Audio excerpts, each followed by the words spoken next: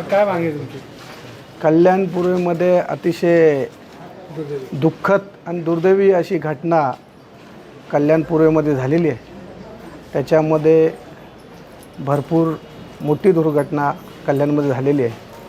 पण महापालिकेला आणि प्रशासनानं आमची एक विनंती आहे की ह्या धोकादायक बिल्डिंगी असतात त्या पावसाळा येण्यापूर्वीच बऱ्याच ठिकाणी अशा दुर्दैवी घटना होत राहतात. त्याच्यासाठी महापालिकेने अशा लोकांना राहण्याची काही सुविधा केलेली आहे का?